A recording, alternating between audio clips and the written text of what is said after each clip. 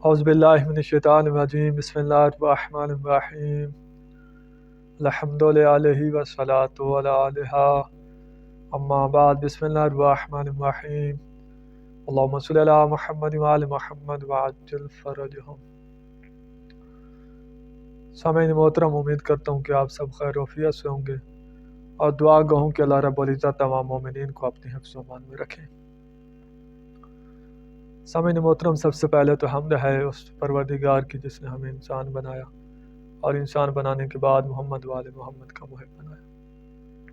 خوب سامعین محترم، آج سے تقریباً 3-4 دن پہلے ایک برادر محترم سے ہماری بحث ہو رہی تھی واٹس ایپ گروپ میں، تو اس نے بولا کہ ایت اللہ شیخ محمد حسین نجفی علی اللہ مقامہ کو ہم اس لیے نہیں مانتے کہ وہ جو ہیں سید زادی اور غیر سید کا عقد جائز سمجھتے تھے۔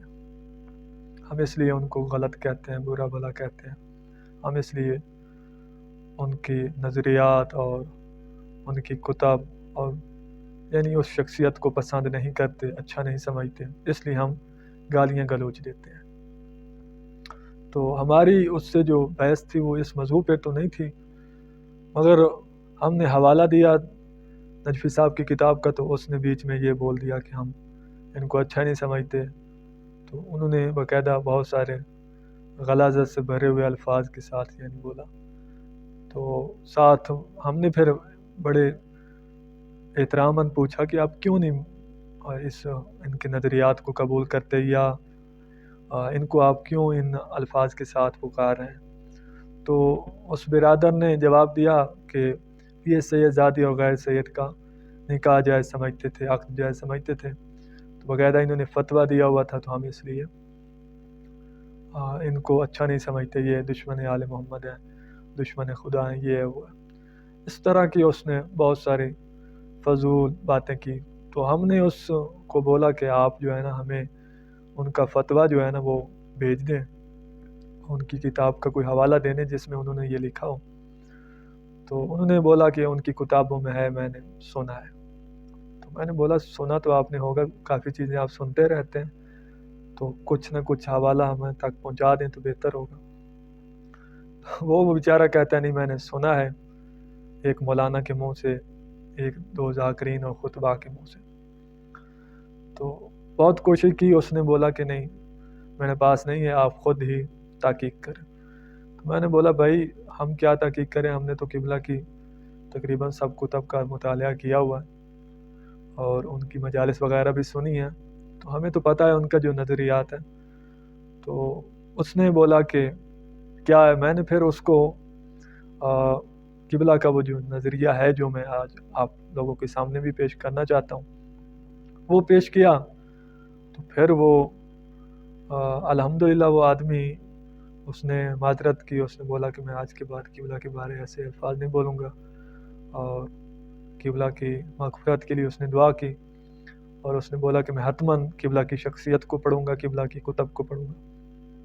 تو بعض ایک ایسی شخصیات ہوتی ہیں کہ جن کے خلاف بہت زیادہ پروپیگنڈا کیا جاتا ہے، ان کی ذاتی دشمنی کی وجہ سے یا کوئی اور سیاسی دشمنی کی وجہ سے ان سے پروپیگنڈا کیا جاتا ہے تاکہ لوگوں ان سے دور رہیں، نوجوان دور رہیں، تو ان سے استفادہ حاصل نہ کر سکیں۔ کبھی کبھار ایسا بھی ہوتا ہے کہ جب خود بندہ بے دین ہوتا ہے تو وہ دیندار آدمی کی طرف لوگوں کو نہیں جانے دیتا، وہ بھی اپنی طرف کھینچتا ہے، یا جو بے دین ہوتے ہیں ان کی طرف رغبت دلواتا ہے۔ دیندار آدمی جو ایک حقیقی نظریات، جو قرآن حدیث والے نظریات ہیں، جو محمد وآل محمد نے ہمیں دیے، جو متقدمین علماء کے نظریات ہیں، وہ چاہتا ہے کہ اس کے پاس نہ جائیں، بلکہ جو میرا نظریہ ہے، چاہے میرا نظریہ غلط بھی ہے، مشرکانہ بھی ہے، وہ میرے ساتھ رہے، یعنی ایک ہمارا گروپ کا بھی وہ زیادہ آدمی۔ تو اس وجہ سے لوگ پروپیگنڈا کرتے ہیں کہ ایک اچھی شخصیت کو پھر مختلف الزامات لگا کر اس کو بدنام کرنے کی کوشش کرتے ہیں۔ جب علمی تو جواب دے نہیں پاتے، علمی لحاظ سے مقابلہ کر نہیں پاتے، تو پھر الزامات لگاتے ہیں۔ تو قبلہ صاحب کی ایک ایسی شخصیت تھی کہ ان پر بہت زیادہ الزامات لگائے گئے، قبلہ نے جوابات بھی دیے، مگر الزاموں کا تو لا تعداد الزام قبلہ پر لگایا گیا۔ تو اس سے حقیقت میں قبلہ کو کوئی فرق تو نہیں پڑتا، مگر نادان لوگ بیچارے جو ہوتے ہیں وہ نہیں سمجھ پاتے، تو جس کی وجہ سے کافی سارے لوگ ان سے منحرف بھی ہوئے، خصوصاً نوجوان طبقہ منحرف ہوا، کیونکہ قبلہ صاحب پر اس طرح کے الزامات لگائے گئے تھے۔ تو یہ تقریباً 40-50 سال سے کام ہوا اور ہو بھی رہا ہے۔ تو الحمدللہ اب کچھ مجاہدین ہیں جو دفاع بھی کر رہے ہیں قبلہ کا، اور کچھ پہلے بھی تھے جو دفاع کرتے تھے۔ تو اسی طرح دشمنان بھی بہت زیادہ ہیں، اور دشمن جو ہیں وہ ہم نے بہت زیادہ ٹٹولا ہے، دشمنوں کو چیک کیا ہے۔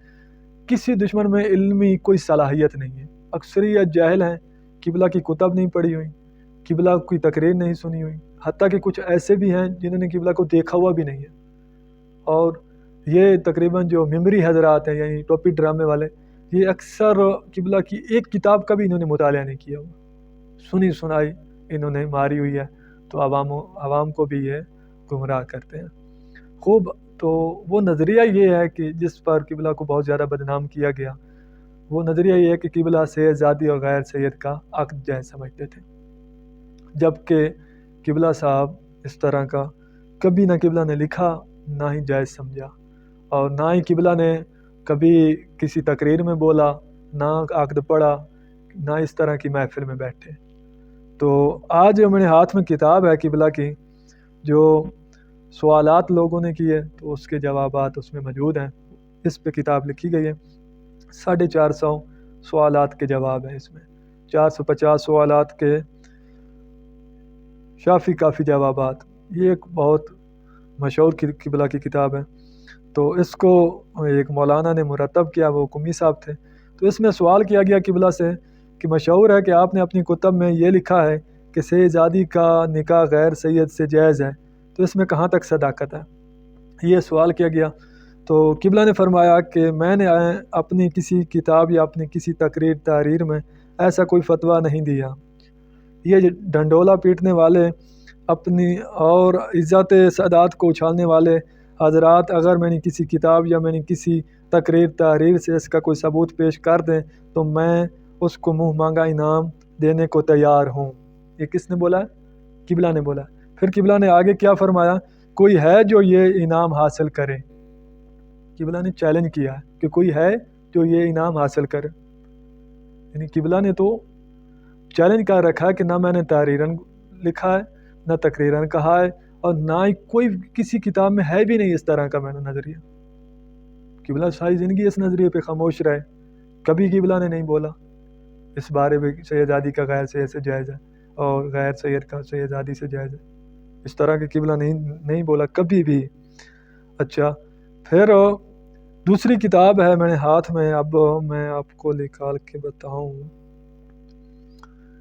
دینی مذاکرے۔ دینی مذاکرے یہ کتاب ہمارے ایک دوست ہیں، عزیز ہیں، عابد ثقلین، انہوں نے مرتب کی ہے۔ تو قبلہ نے مختلف مقامات پہ جو تقریریں کی اور مختلف مقامات پہ جو مذاکرے ہوئے، تو وہ انہوں نے اکٹھے کیے، اور اکٹھے کر کے پھر انہوں نے کتابی شکل دی۔ تو اس میں قبلہ سے پوچھا گیا سوال، دینی مذاکرے کتاب ہے، تو اس میں قبلہ سے پوچھا گیا سوال کہ کیا غیر سید لڑکے کی شادی سیدہ لڑکی سے کرائی جا سکتی ہے؟ تو قبلہ نے کیا جواب دیا، آپ غور سے سنیں۔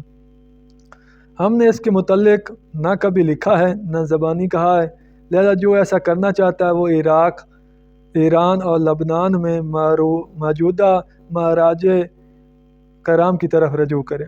یہ قبلہ نے لکھا کہ جو موجودہ مہاراجہ عظام ہیں ایران و عراق میں، لبنان میں، ان کی طرف کوئی ایسا کرنا چاہتا ہے تو وہ رجوع کرے۔ میں نے نہ کبھی لکھا ہے نہ بولا۔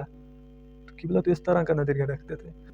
تو یہ پروپیگنڈا قبلہ کے خلاف بہت زیادہ کیا گیا، اور اکثر لوگوں نے جان بوجھ کر کیا، کچھ لوگوں نے نادانی اور جہالت سے کیا۔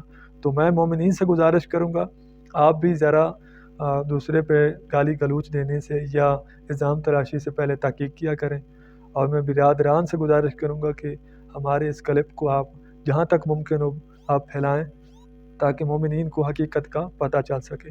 تو ہمیں اپنی دعاؤں میں یاد رکھنا۔ والسلام، اللہم صلی علی محمد وعلی محمد وعجل فرجہ۔